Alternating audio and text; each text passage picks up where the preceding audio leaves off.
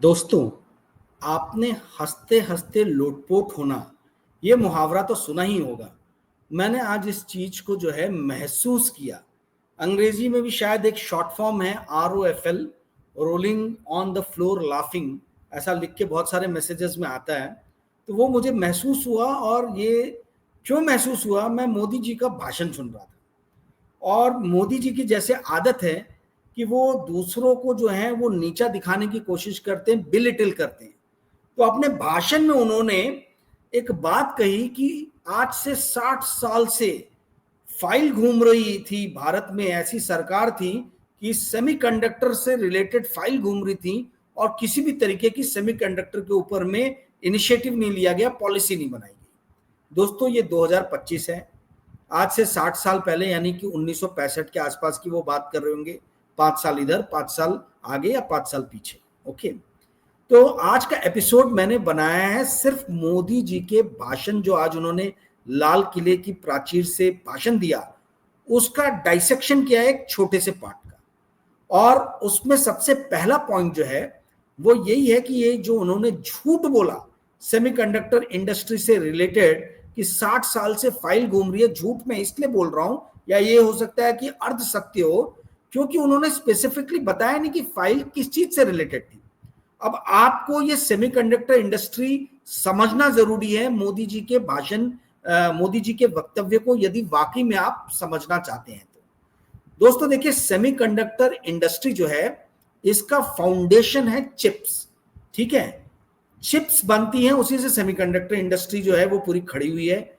और चिप्स का फाउंडेशन जो है, चिप्स का जो बिल्डिंग ब्लॉक है वो है ट्रांजिस्टर। ट्रांजिस्टर आप सभी ने सुना होगा। दोस्तों, ट्रांजिस्टर का जो आविष्कार हुआ था वो 1947 में हुआ था, 23 दिसंबर 1947 में।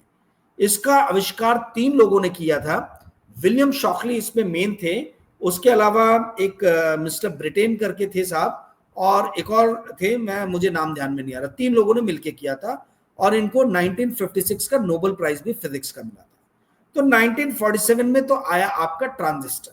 ठीक है, उसके बाद में विलियम शॉकले जो टीम लीडर थे, उन्होंने 1955 में कंपनी एक बनाई शॉकले सेमीकंडक्टर के नाम से।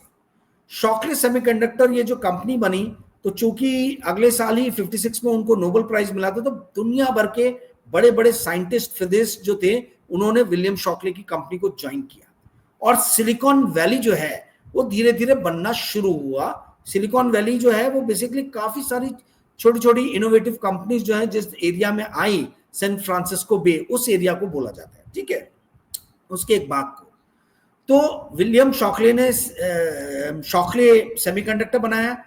पर विलियम शॉकले का काम करने का तरीका इतना बेकार था, बहुत चिड़चिड़े टाइप थे, बोरिंग थे, स्लो थे, कि 8 बड़े बड़े साइंटिस्ट ने उनकी कंपनी को छोड़ा। उनको ट्रेटरस 8, धोखेबाज 8 का नाम दिया गया। और ये ट्रेटरस 8 ने वर्ल्ड की सबसे पहली सेमीकंडक्टर कंपनी का जो है, प्राइवेट कंपनी का क्या कहें, निर्माण किया। इस कंपनी का नाम था Fairchild semiconductor, FAIRCHILD, Fairchild semiconductor. Fairchild semiconductor में ये जो 8 साइंटिस्ट गए, इन 8 साइंटिस्ट से 2 साइंटिस्ट अलग हुए, और उन्होंने 1967 में कंपनी बनाई इंटेल नाम से। इंटेल आप बहुत सुनते होंगे, देखते होंगे, इंटेल के चिप्स, इंटेल के बारे में काफी एडवर्टीजमेंट आप देखते होंगे, राइट। ये 1968 में एक कंपनी बनी थी। इसको बनाने वाले 2 जो ट्रेटरस 8 के जो साइंटिस्ट थे, एक थे रॉबर्ट नॉयसे और दूसरे थे गॉर्डन मूर। रॉबर्ट नॉयसे जो थे, इन्होंने 1958 में इंटीग्रेटेड चिप्स बनाई। ठीक है, इंटीग्रेटेड चिप्स के ही कारण सेमीकंडक्टर इंडस्ट्री जो है वो पनपी। पहला ट्रांजिस्टर था बिल्डिंग ब्लॉक, जो विलियम शॉकले ने बनाया। उसके बाद में उन ट्रांजिस्टर्स को यूज करके 1958 में जैक किल्बी और आपके रॉबर्ट नॉयसे, इन्होंने इंडिपेंडेंटली, इन्होंने मिलके नहीं, अलग अलग, वो अपना दूसरी जगह कर रहे थे, वो बेल लैब में जैक किल्बी कर रहे थे अपना रिसर्च, और ये जो है ये फेयरचाइल्ड सेमीकंडक्टर में कर रहे थे रॉबर्ट नॉयस। तो इन दोनों ने अलग अलग जगहों पे 1958 में इंटीग्रेटेड चिप्स जो है इसका आविष्कार किया, पर रॉबर्ट नॉयसे का जो चिप था वो ज्यादा जैक किल्बी की चिप से ज्यादा इफेक्टिव पाया गया। 1967 में जब इन लोगों ने इंटेल कंपनी फॉर्म की, ठीक है, ये आर्थर रॉक करके जो वेंचर कैपिटल हम पूरे दुनिया भर में सुनते हैं, इस वेंचर कैपिटल के फाउंडिंग फादर रहे हैं आर्थर रॉक, ARTHURROC के। आर्थर रॉक ने ही फेयरचाइल्ड सेमीकंडक्टर को $1.5 मिलियन का इन्वेस्टमेंट करके वो कंपनी बनाई थी। उन्होंने इंटेल के लिए भी इन्वेस्टमेंट के लिए पैसे दिए, और इन्होंने ही, आर्थर रॉक ने 1970 में एप्पल कंपनी जो है इसकी भी फाउंडेशन, मतलब इसकी भी इसको भी फंडिंग उन्होंने ही की थी। तो आर्थर रॉक की मदद से गॉर्डन, रॉबर्ट नॉयसे और तीसरे थोड़े दिनों बाद जो ज्वाइन हुए एंडी ग्रोव, इन लोगों ने मिलके जो है ये इंटेल कंपनी बनाई, जो सेमीकंडक्टर इंडस्ट्री की रीढ़ की हड्डी बनी। शुरुआत हुई विलियम शॉकले से, फिर आए फेयरचाइल्ड सेमीकंडक्टर, और फिर 1967 में आया आपका इंटेल। तो ये ऐसे करके सिलिकॉन वैली का निर्माण हुआ, सेमीकंडक्टर इंडस्ट्री डेवलप हुई। अब आप बोलोगे राजीव जी आपको कैसे मालूम है? साहब ये जो इंटेल के वन ऑफ द फाउंडर थे एंडी ग्रोव, इनकी किताब पढ़ी है मैंने, बहुत मोटी किताब है, तो इसके अंदर में काफी कुछ डिटेल्स है। उसके अलावा ये एक किताब है फॉल्स इकोनॉमी एलन बीटी की, ये इसमें भी काफी कुछ जो है दिया हुआ है, और ये एक किताब है, इसका मेरे जीवन पे बहुत बड़ा प्रभाव पड़ा है, अगेंस्ट द गॉड। ये तीनों किताब भगवान के शुक्र से मैंने पढ़ी थी, तो मुझे ये सारी इंडस्ट्रीज के बारे में थोड़ा बहुत मालूम है, सेमीकंडक्टर इंडस्ट्री के बारे में कि वो कैसे पनपी, कैसे डेवलप हुई। ओके, तो ये इनका कहना कि 1965 से फाइल घूम रही थी। अरे भाई 1965 से सेमीकंडक्टर इंडस्ट्री से रिलेटेड क्या फाइल घूम रही थी? इंडिया में सेमीकंडक्टर का सबसे महत्वपूर्ण योगदान है स्पेस रिसर्च में, कंप्यूटर्स के अलावा। इनफैक्ट स्पेस रिसर्च में भी कंप्यूटर्स लगता है। इसरो का ही निर्माण 1969 में हुआ है। तो जब 1969 में इसरो आया, तो कहां से 1964-65 की आप बात कर रहे हैं कि 60 साल से फाइल घूम रही थी? क्या किसी एमए इकोनॉमिक्स या एमए हिंदी किए हुए आईएएस ऑफिसर ने फेयरचाइल्ड सेमीकंडक्टर या इंटेल का नाम सुन के कहीं कुछ नोटिंग लिख दिया होगा? वही नोटिंग मुझे लगता है कि इन लोगों को मिल गया है, और ये बोल रहे कि 60 साल से जो है वो सेमीकंडक्टर से रिलेटेड जो है फाइल घूम रही थी, और सरकारों ने कुछ इसमें ध्यान नहीं दिया। साहब मोदी जी से पूछना चाहिए कि भैया सेमीकंडक्टर जो है अपने आप में बड़ा कॉम्प्लेक्स प्रोसेस है, इसके अंदर में 6 की जो है वो स्टेप्स आते हैं। आज देखिए मोदी जी के भाषण के चक्कर में आप लोग जो है सेमीकंडक्टर इंडस्ट्री का अच्छा खासा इंफॉर्मेशन जो है मेरे से जान के लेके जाएंगे। कॉपी पेंसिल लेके बैठिए आप लोग और सुनते जाइए। पहला स्टेप आता है सिलिकॉन वेफर प्रिपरेशन का, दूसरा स्टेप आता है डिपोजिशन का, तीसरा स्टेप है फोटो रेजिस्ट एप्लीकेशन, चौथा स्टेप है लिथोग्राफी जो बेसिकली पैटर्न ट्रांसफर रिलेटेड रहता है, ठीक है, पांचवा है इचिंग, और छठा है इयन इम्प्लीमेंटेशन। तो आयन इम्प्लीमेंटेशन हो गया, या इचिंग हो गया, या लिथोग्राफी हो गया, या फोटो रेजिस्ट एप्लीकेशन हो गया, या डिपोजिशन हो गया, या सिलिकॉन वेफर प्रिपरेशन हो गया। इसमें से क्या करना चाह रही थी भारत सरकार? आज भी भारत के अंदर में ये जो 6 स्टेप मैंने आपको बताए, इसमें से कोई भी स्टेप मेरी जानकारी में जो है वो आज की डेट में भी हो नहीं रहा। आप लोग की जानकारी के लिए मैं बता दूं कि सेमीकंडक्टर इंडस्ट्री जो है इसके अंदर में जो सबसे बड़ा प्लेयर है वो है Taiwan semiconductor, TSMC, Taiwan semiconductor corporation, ठीक है। तो ये कंपनी जो है यही अकेले वर्ल्ड के 62% सेमीकंडक्टर मार्केट को जो है कमांड करती है। ये फाउंड्रीज बनती है, जो चिप, जो बेसिक चिप यूज होती है सेमीकंडक्टर में, उसको बनाने का काम जो है वो TSMC करती है। 62% मार्केट शेयर है। 11% मार्केट शेयर के साथ में सैमसंग, जिसके मोबाइल हम यूज करते हैं, वो सेकंड नंबर पे है। थर्ड नंबर पे एक चाइना की कंपनी है SMIC। चौथे नंबर पे फिर एक ताइवान की कंपनी है UMC, जिसका 5.5% जो है वो वर्ल्ड के चिप्स में ये है, क्या बोलते हैं, एकाधिकार है। और 5वें नंबर पे ग्लोबल फाउंड्रीज नाम की कंपनी आती है अमेरिका की, जो 5% जिसका मार्केट शेयर है वर्ल्ड ओवर के चिप मार्केट में। अब इसमें बताइए भारत कहां पे है?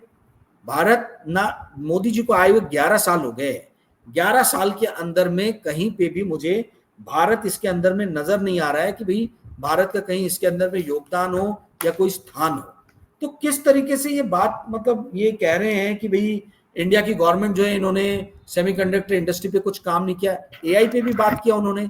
आपको मैं बता दूं, ये एक किताब है, बहुत पतली किताब है पर बहुत ही महत्वपूर्ण और इंपॉर्टेंट किताब है, ये भी मैंने पढ़ी है। इसके पेज नंबर 126 में चैप्टर 9 में क्लियरली मेंशन है कि आज की डेट में जो है हम third wave of artificial intelligence से गुजर रहे हैं। ये है न्यूरल नेटवर्क एआई, जो बेसिकली न्यूरल नेटवर्क एआई जो है ये गूगल, फेसबुक, ट्विटर, ये सब जो एल्गोरिदम यूज करते हैं, है ना, जो एल्गोरिदम यूज किया जाता है, जो मशीन लर्निंग, जो बिग डाटा की मदद से किया जाता है, वो सब ये थर्ड वेव के अंदर में है। और इसका मेन जो प्रसार हुआ है वो 2005 के बाद से ही हुआ है। इनफैक्ट फेसबुक तो उसके बाद ही आया है, गूगल का आईपीओ शायद 2003 या 2004 में आया था। ओके, तो ये उस टाइम में हुआ है। मोदी जी को आए हुए कोई बहुत ज्यादा समय नहीं हुआ था जब ये थर्ड वेव जो एआई, जो न्यूरल नेटवर्क का जो है, उसमें हमने पदार्पण किया हो। क्या मोदी जी ने एआई में काम किया? चाइना अपना मानुस लेके आ गया, अमेरिका चैट जीपीटी लेके आ गया, क्लाउड लेके आ गया, दुनिया भर के जो है अलग अलग टाइप के जो है हमको एआई टूल्स और मशीन्स जो है वो नजर आ रहे हैं। इंडिया क्या लेके आया? तो आप किसी और के ऊपर में जिम्मेदारी फेंकना, ये जो डिफ्लेक्शन का जो काम है मोदी जी का, जो हर बात में जो है वो नीचा छोटा दिखाते हैं वो कांग्रेस पार्टी को या पुरानी सरकारों को, उस चक्कर में बहुत सारा झूठ बोल जाते हैं। और इनका एक दुर्भाग्य है कि हमारे जैसे कुछ लोग हैं जो थोड़े पढ़े लिखे हैं, जिन्होंने किताबें पढ़ी हैं, तो वो इनके झूठ को पकड़ लेते हैं। जब 1967-68 में इंटेल, जो कि सेमीकंडक्टर इंडस्ट्री की रीढ़ है, उसका फॉर्मेशन हुआ था। तो कहां से आप बोल रहे हैं कि भाई, वो भी अमेरिका में, आप कहां से बोल रहे हैं कि सेमीकंडक्टर इंडस्ट्री के ऊपर में फाइल जो है 60 साल से घूम रही है? 60 साल से यदि फाइल घूम रही होगी तो आप वो देश के सामने प्रस्तुत करें। हम भी देखना चाहेंगे कि उस फाइल में क्या नोटिंग थी, क्या मेंशन था, क्या लिखा गया था, क्या प्लान था, क्या खाका था। जो 6 स्टेजेस मैंने आपको बताए उसमें कुछ मेंशन था क्या? 1980s तक तो जितनी भी सेमीकंडक्टर कंपनीज थी ये इंटीग्रेटेड मोड में काम करती थी। इंटीग्रेटेड मोड में यानी वो चिप डिजाइन भी वही करेंगी, चिप बनाएंगी भी वही, फाउंड्रीज भी उनकी रहेगी।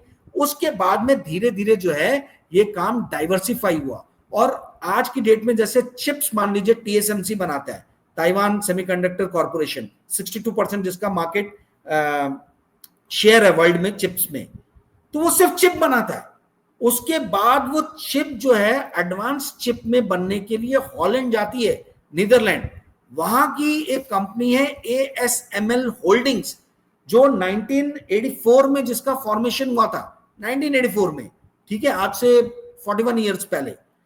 वर्ल्ड में एकमेव यही कंपनी है एएसएमएल होल्डिंग्स जो एडवांस चिप के पैटर्न्स बना सकती है लिथोग्राफी करके, और कोई दुनिया में कंपनी नहीं है। चाइना ने लाख पटक लिया, नहीं बना पाई। अमेरिका के पास में भी टेक्नोलॉजी नहीं है, नीदरलैंड के साथ में कोलैबोरेशन करके जो है वो वहां की कंपनीज काम कर रही है, अमेरिकन कंपनीज। तो ये एएसएमएल होल्डिंग ही वर्ल्ड में एकमेव कंपनी है, दुनिया में कहीं भी चिप बने, एडवांस चिप बनाने के लिए आपको एएसएमएल होल्डिंग के पास में हाथ जोड़ के खड़ा रहना पड़ेगा, क्योंकि लिथोग्राफी, एडवांस लिथोग्राफी की टेक्निक जो है सिर्फ इसी कंपनी के पास में। तो ये तो हुई उनकी एक, जो उन्होंने सेमीकंडक्टर को लेके नीचा दिखाने का प्रयास किया कंपनी को, पुरानी सरकार को, उसका मैंने इसके जरिए जो है वो पर्दाफाश किया। अब दूसरी बात आप सुनिए, इन्होंने आरएनडी रिलेटेड भी बात की है। सितंबर 2022 में मैंने फॉर्च्यून इंडिया के लिए एक स्टोरी किया था जिसमें मैंने बताया था कि भारत क्यों आरएनडी में इतना पीछे है, और मैं अपने ही आर्टिकल जो उस टाइम में मैंने रिसर्च किया था उसी के बेसिस पे आपको डाटा कुछ देता हूं। आपको जान के यह आश्चर्य होगा कि भारत की जीडीपी का सिर्फ 0.7% जो है वो भारत देश, यानी सरकार, राज्य सरकार, केंद्र सरकार प्लस जितने भी कॉर्पोरेट्स हैं, रिलायंस और एलएनटी और दुनिया भर के आप ले लीजिए, विप्रो, एचसीएल, है ना, टीसीएस, इन्फोसिस, ये सब मिलके जो है इंडिया के जीडीपी का सिर्फ 0.7% जो है वो खर्चा करते हैं R&D के ऊपर में। तो अगर 80 रुपए का $1 समझो और समझो कि $4 बिलियन हमारी इकोनॉमी है, जो है नहीं पर कैलकुलेशन के लिए समझ लेते हैं, तो 320 लाख करोड़ की इकोनॉमी हुई। 320 लाख करोड़ का 1% जो होता है वो होता है 3.2 लाख करोड़। ये 3.2 लाख करोड़ का भी 2/3 है। तो यानी आप समझ लीजिए 2 से 2.5 लाख करोड़ जो है यही मिला के पूरा देश जो है R&D में खर्चा करता है। ये बहुत कम अमाउंट है। चाइना जो है वो अपनी जीडीपी का 2.1% खर्चा करता है। चाइना की जीडीपी 20 बिलियन डॉलर की है, 20 ट्रिलियन डॉलर की है। यानी कि एक उनका जो ये है परसेंट जो है 20 ट्रिलियन डॉलर का आप निकाल लीजिए, वो होता है 200 बिलियन डॉलर मेरे ख्याल से, 20 बिलियन डॉलर, 20 ट्रिलियन डॉलर यानी 20,000 बिलियन। हाँ, तो 200 बिलियन डॉलर हुआ 1%। तो 200 बिलियन डॉलर इंटू 2 यानी 400 बिलियन डॉलर चाइना अकेले खर्च करता है। यदि मैं 80 रुपए का एक ये समझू तो ये होता 32 लाख करोड़। तो कहां 2.5 लाख करोड़ और कहां 32 लाख करोड़ चाइना खर्च कर रहा है। ऐसी ब्राजील भी अपनी जीडीपी का 2% खर्चा करता है R&D पे। कोरिया जो है वो 8% के आसपास खर्चा करता है अपनी जीडीपी का R&D के ऊपर में। और मजे की बात सुनिए, वर्ल्ड बैंक का डाटा है कि विश्व के अंदर में जो है वो हर 10 लाख लोगों पे 1600 रिसर्चर्स रहते हैं। मैं भी यही समझता हूं कि यदि मेरे वीडियो के ऊपर में 1000 व्यूज आए तो सिर्फ 16 ही ऐसे लोग होंगे जो वेल रिसर्च, वेल एजुकेटेड होंगे, जो इन बातों को समझ पाएंगे। ये क्योंकि वर्ल्ड बैंक का डाटा है, वो बोलते 10 लाख में सिर्फ 1600 लोग ही हैं जो वेल रिसर्च, मतलब जो रिसर्चर कैटेगरी में आते हैं। तो बाकी लोग समझ सकते हैं, शायद एक बार दो बार देखे समझ में आए, पर जो वेल रिसर्च्ड हैं वो मुझे लगता है 16 लोग 20 लोग होंगे 1000 दर्शक पे, और बोर होके बाकी लोग छोड़ देते होंगे। खैर, मेरे वीडियो की बात छोड़िए, पर कहने का अर्थ ये है कि आप जो है इंडिया में जो वर्ल्ड का जो एवरेज है वो 1600 है 10 लाख में, और इंडिया में सिर्फ होते हैं 253 लोग, 253। आप समझिए कोरिया के अंदर में भी जो है वो 8,500 लोग जो हैं वो हर 10 लाख में रिसर्चर रहते हैं। तो हम R&D में कितने पिछड़े हैं। मोदी जी पिछले 11 साल से देश पे शासन कर रहे हैं, इनसे सवाल पूछना चाहिए कि भैया आपने क्या किया, मोदी जी को किन चीजों पे बात करना चाहिए था। मैं 2 अहम मुद्दे आपके सामने रखना चाहूंगा, ये बहुत जरूरी है दोस्तों। शायद मुझे ये पहले ही कहना चाहिए था, पर मैं इसको सबसे लास्ट में लेके आ रहा हूं। ध्यान से सुनिएगा इस बात को दोस्तों। सबसे बड़ी जो इंडिया में आज की डेट में समस्या है, जिसपे मोदी जी बिल्कुल बात नहीं कर रहे हैं, वो है मोनोपोलाइजेशन ऑफ इकोनॉमी। यानी इंडिया की जो इकोनॉमी है इसमें कुछ बड़े राज्य और कुछ बड़े कॉर्पोरेट्स, इन्होंने पूरे देश की इकोनॉमी को मोनोपोलाइज कर लिया है। पहले मैं कंपनी से, कॉर्पोरेट से शुरू करता हूं। आपको जान के हैरानी होगी कि इस देश के अंदर में जितना भी कार्गो मूवमेंट होता है, लॉजिस्टिक मूवमेंट होता है, उसका 28% हमारे साहब के जो खास यार हैं गौतम अदानी जी, इनकी कंपनी जो है अदानी पोर्ट, वो संभालती है। इनकी जो दूसरी मतलब फ्लैगशिप जो कंपनी है, बहुत बड़ी कंपनी है, दूसरी सबसे इंपॉर्टेंट अदानी एंटरप्राइजेस, वो इंडिया के अंदर में सबसे ज्यादा कोल माइंस अगर कोल इंडिया के पास में किसी कंपनी के पास में है तो अदानी एंटरप्राइजेस के पास में है। और ये कोयले से रिलेटेड डाटा छिपाते हैं कि कितना प्रॉफिट इनको वहां से बन रहा है, कितने कोल जो है ये निकाल रहे हैं, कितने स्टेट इलेक्ट्रिसिटी डिपार्टमेंट और कितने मतलब जो स्टेट इलेक्ट्रिसिटी कंपनीज हैं उनको कितने कोल माइंस मिले जहां पे ये माइनिंग डेवलपमेंट ऑपरेटर करके काम कर रहे हैं, ये भी किसी को नहीं पता है। कितनी जगहों पे ये कोल वॉशरीज चला रहे हैं, किसी को नहीं पता है। कोयले का धंधा पूरा काला है, इसमें अदानी ही अदानी है। अदानी जी का हर जगह जो है कोयले पे एक छत्र अधिकार है। तो आप समझ लीजिए कोल इंडिया को अगर हटा दें तो अदानी कोयले के बहुत बड़े प्लेयर हैं। अदानी कार्गो मूवमेंट में इंडिया के लगभग 1/4 से लेके 1/3 हिस्से पे कब्जा इनका। इसीलिए जिस दिन चाहे चुटकी बजा के देश के अंदर में इन्फ्लेशन, महंगाई बढ़ा सकते हैं, क्योंकि कार्गो लॉजिस्टिक मूवमेंट जो है ये महंगाई में बहुत बड़ा रोल कॉल प्ले करता है, बहुत बड़ा रोल कॉल है इसका। दूसरे हमारे साहब के, मोदी जी के मित्र जो है अंबानी जी, इनके बारे में तो जान के आपको हैरानी हो जाएगी। हैरानी इसलिए होगी क्योंकि मैं आपको एक छोटा सा डाटा देता हूं। देखिए इनकी कंपनी का टर्नओवर है 11.5 करोड़ के आसपास में, 10.71 lakh crore to be precise. इनकी कंपनी का कैश प्रॉफिट जो था वो था 1.45 लाख करोड़। ये सब लास्ट फिस्कल के मैं डाटा दे रहा हूं। और ये इन्होंने जो पेमेंट किया टैक्स के रूप में भारत सरकार को, राज्य सरकारों को, जो कस्टम, एक्साइज, कॉर्पोरेट टैक्स, तमाम जीएसटी जो भी इन्होंने पेमेंट किया भारत सरकार को, वो है 2 लाख करोड़। ये नंबर क्यों बढ़ा है इसको समझिए। 2 लाख करोड़ नंबर इसलिए बढ़ा है क्योंकि भारत सरकार का जो नेट टैक्स कलेक्शन था FY25 में वो था 24.98 लाख करोड़, यानी आप 25 लाख करोड़ पकड़ लीजिए मोटा मोटी। 25 लाख करोड़ में 2 लाख करोड़ सिर्फ एक कंपनी दे रही है, रिलायंस इंडस्ट्री, यानी 8.33% of the total net tax collection of government of India एक ही कंपनी प्रोवाइड कर रहे, रिलायंस इंडस्ट्री। इसलिए जो आप लोग बोलते हैं कि सरकार जो अंबानी जी के खिलाफ कुछ बोल नहीं पाती है, अदानी जी के खिलाफ कुछ बोल नहीं पाती, उसका कारण है कि ये अपने आप में इतने बड़े हो गए हैं कि अपने आप में एक देश हो गए हैं, और इनके खिलाफ जो है कोई राजनेता की हिम्मत नहीं है कि चू कर दे मुकेश अंबानी जी के बारे में, क्योंकि ये 8.5% जो टैक्स कलेक्शन है भारत सरकार का अकेले इनकी कंपनी से आता है। और यही मुकेश अंबानी जी सिर्फ 2000 करोड़ रुपए R&D पे खर्च करते हैं, मात्र 2000 करोड़ रुपए। जो भारत की सबसे बड़ी कंपनी है रिलायंस इंडस्ट्री, ये 2 से 2500 करोड़ के बीच में इसका R&D के ऊपर में टोटल इन्वेस्टमेंट है। तो आप समझिए कि मतलब कहां से भारत जो है वो प्रगति करेगा।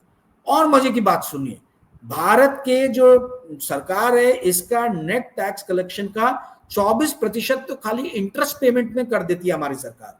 और आपको जान के हैरानी होगी कि इस 25 लाख करोड़ का जो टोटल टैक्स कलेक्शन है, इसमें लगभग 4 करोड़ रुपए, 4 लाख करोड़ रुपए, यानी 3.88 lakh crore to be precise, 3.88 lakh crore रुपए जो है ये सिर्फ भारत सरकार अलग अलग तरीके की सब्सिडीज जो लोगों को दे रही है, पैरासाइट बना रही है, उनको बैठा के खिला रही है, 5 किलो राशन दे रही है, गृह बहना, लाडली बहना, लाडला भाव, गृह लक्ष्मी योजना, पता नहीं कौन कौन सी योजनाएं हैं, वो सारी योजनाओं का मिला के जो सरकार खर्चा कर रही है वो 3.88 लाख करोड़ है।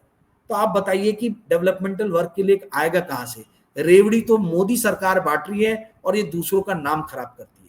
दूसरी बड़ी इंपॉर्टेंट चीज जो आपको जानना जरूरी है, भारत के अंदर में सिर्फ 4 राज्य हैं, 4 राज्य जिन्होंने भारत की मैन्युफैक्चरिंग को कंप्लीटली मोनोपोलाइज कर दिया है। ये बहुत इंपॉर्टेंट है, ध्यान से सुनिएगा। ये कौन से 4 राज्य हैं? गुजरात, महाराष्ट्र, तमिलनाडु और कर्नाटका। ये चारों राज्य मिलके लगभग 50%, 48.7% टू बी प्रिसाइज, ये मिलके जो है ये मैन्युफैक्चरिंग यहीं पे इन 4 राज्यों में होती है। पूरे भारत की मैन्युफैक्चरिंग का 50% लगभग ये सिर्फ 4 राज्यों में होता है। तो आप पूछोगे कि भाई सबसे बड़ा जनसंख्या वाला राज्य उत्तर प्रदेश कहां गया, बिहार कहां गया?